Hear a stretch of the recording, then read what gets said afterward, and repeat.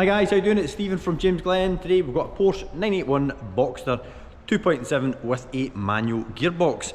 This is a car that's very well known to us. We've sold it on numerous occasions. In fact, the last owner is the only customer that's actually done any sort of mileage in the car. So Debbie, if you're watching this, thanks again for dealing with us again on a straight purchase basis. We were absolutely over the moon to have this Guards Red Boxster back in stock with us. It's had 4 owners, it has 32,000 miles, a full and complete service history, and it's in absolute outstanding condition. And it being a manual makes it that little bit more special in my humble opinion. But I'll leave you guys to tell me what you think in the comments below. PDK or manual? Both brilliant, but both very different. Anyway, without getting into a debate about manual or PDK, let's get a wee look around this lovely Boxster. So as I mentioned, this car was bought directly from its previous owner through wewon'tbuyanycar.com. If you have something similar and you're looking to move the car on, we would love to hear from you, and you can get started with your valuation process using the link below, wewon'tbuyanycar.com, but we might just buy your car and for a great price as well. Once the cars are bought into stock, they're then sent round to an independent workshop. They're put through a pre-sale inspection, the MOT is renewed, and anything that's needed is carried out prior to sale. Once the cars are then finished at the workshop, they come back to ourselves here and they undergo a full detailing session, which leaves this lovely swirl-free finish. Takes a bit of time, but as you can see, the results really do speak for themselves. So condition-wise, what's she like? Now let's get a closer look. We get the camera a couple of feet away from the bodywork, any closer than that, and the focus all starts going pretty wonky. But this is close enough to highlight any stone chips that you would need made aware of if you are thinking of travelling to see the car, or indeed purchasing it remotely. So yeah, light lenses, everything are in good shape. A couple of tiny little fracture marks just down here. It's not actually on the lens itself. Very minor. It's been like that the last few times we've handled the car, and it has never ever got any worse. What you can find with 981s is the lenses are really bad for solar damage. So if you're looking at a Boxster or a Cayman, pay particular attention to the top of the lens. Now, a car that's this clean is a clear indication that it has been garaged. It's not been left outside, and it's a really nice indicator of how the car's been stored. Moving down to the front end, we can see that it's all nice and clean around about the nose cone. And if we have a look in there, in fact you can't actually see, the last time we handled the car we put 2 new air conditioning radiators in it, so the air conditioning's all working absolutely fine as it should. Debbie also just carried out a recent service at P for Porsche with a new set of Pirelli P0 tyres, so we can't take any credit for any of the preparation. The car literally came in like this, short of a fresh MOT and a detailing session. The kind of customers we like. I've dealt with Deb for many years. So looking over the front wheel, we can see that the gloss black wheels are in excellent condition, and the brake disc is in good condition as well. So that I don't repeat myself three further times, the car is on a matching set of Pirelli P0s, which are in excellent, that have lots of tread remaining.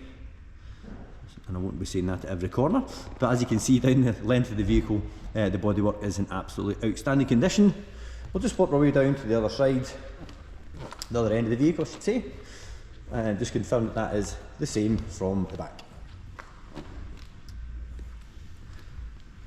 Well, we're here, we'll get a wee look at the back bumper, make sure there's no scuffs. I love how the air intake on the 981 starts from the front door and works its way along to the back. The previous generation Boxster did not have that feature because it used the doors from a 911, whereas the 981 is all Boxster and Cayman specific, with the exception of the A-pillar forward, which is actually all 991, but we'll not go into that.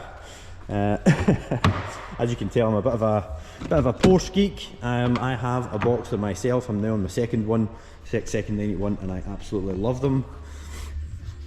So we've got the multifunction steering wheel, and it's got the standard sport seats, which are all in excellent condition.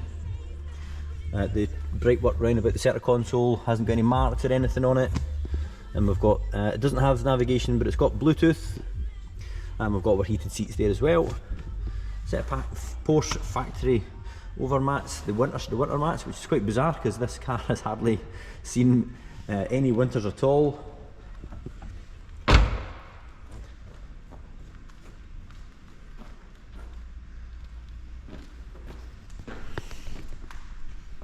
And we can see we've got the parking sensors along the back valance there. Big chunky centre exit exhaust. Oh, forgot about the back wheel. Sorry guys. None of the wheels are damaged, but we'll go around them all individually and also let you have a look at the brake condition. I'm pretty sure one of the, yeah, it was there. I thought this was new discs, but the discs look pretty fresh anyway. It was the other Boxster over here, the PDK, that had the brakes on the back. But looking down the length of the driver's side, well guys, and hopefully the camera work isn't too shaky. Every now and again I get a bit of a shake through my hand. It must be an age thing. But all nice and clean. And the alloy wheel on the rear and driver's side, good condition.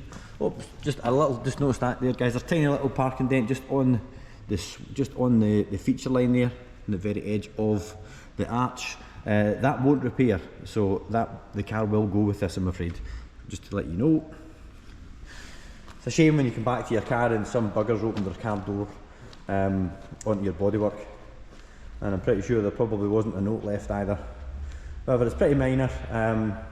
I've really only noticed it there when I was down on my knees looking down the length of the car. But the main reason for these videos is just to let you guys know exactly what the condition is like, because photos are nice to look at, but they don't always tell the full story. Over here we can get a good look at the nose cone, and we'll have another last look at the wheels. Final corner, all nice and clean. Love the Porsche script as well, carrying on the bottom of the door, the wing, and then finishing up on the front of the bumper, on the side of the front bumper I should say.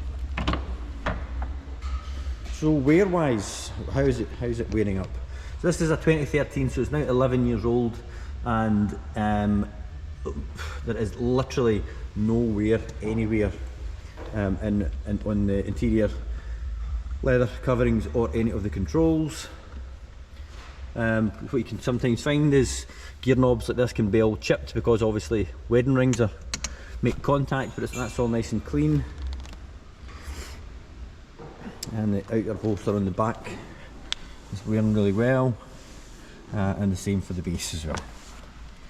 Entry plate, that's all in good condition and no scuffs on the plastic. Let's hop in. Current mileage 32,155. This has got to be one of the best seating positions of pretty much any sports car. You sit so directly in front of the steering wheel, sit nice and low. Great room, loads of room in these. I've done some rather long touring holidays in my own Boxster, and you never feel cramped, and there's always a ton of space, which is thanks in no small part to having two boots, which I'll show you in a second. But first of all, what does it sound like?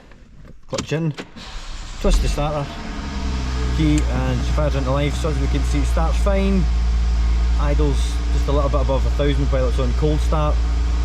The engine is cold, so we'll not be revving it too hard, get up to about 3,000, but you can already hear that nice gravelly bark from the flat 6.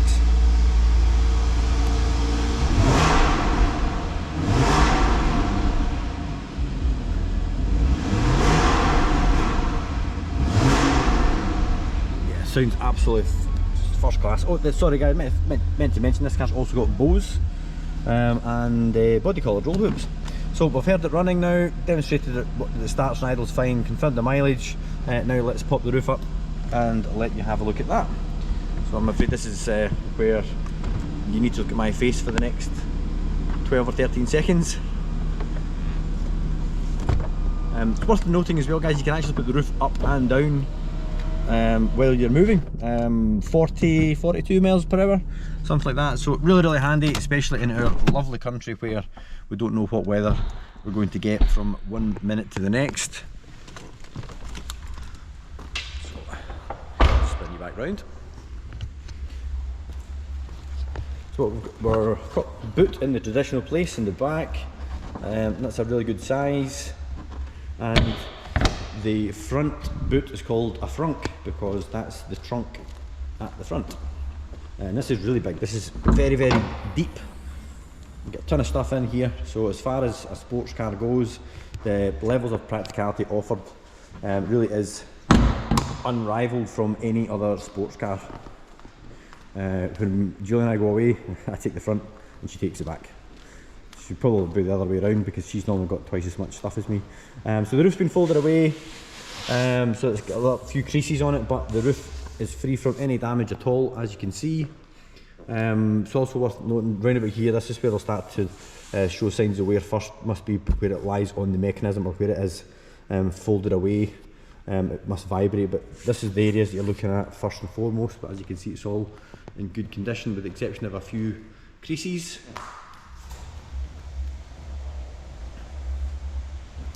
And I'll just have one last walk round with the roof up. I really think it looks just as good whether the roof's up or down. Some convertibles will only really look at the best when the roof's down, but I just don't think they've got a bad angle, and I don't think they look bad with the roof up or down.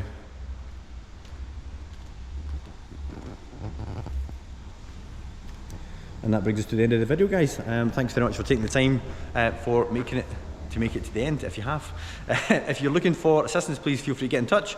You can jump onto the website via the link in the description below, or if you have any questions, leave it in the comments. As I mentioned at the start of the video, what would your preference be, PDK or manual? Leave it in the comments and let us know.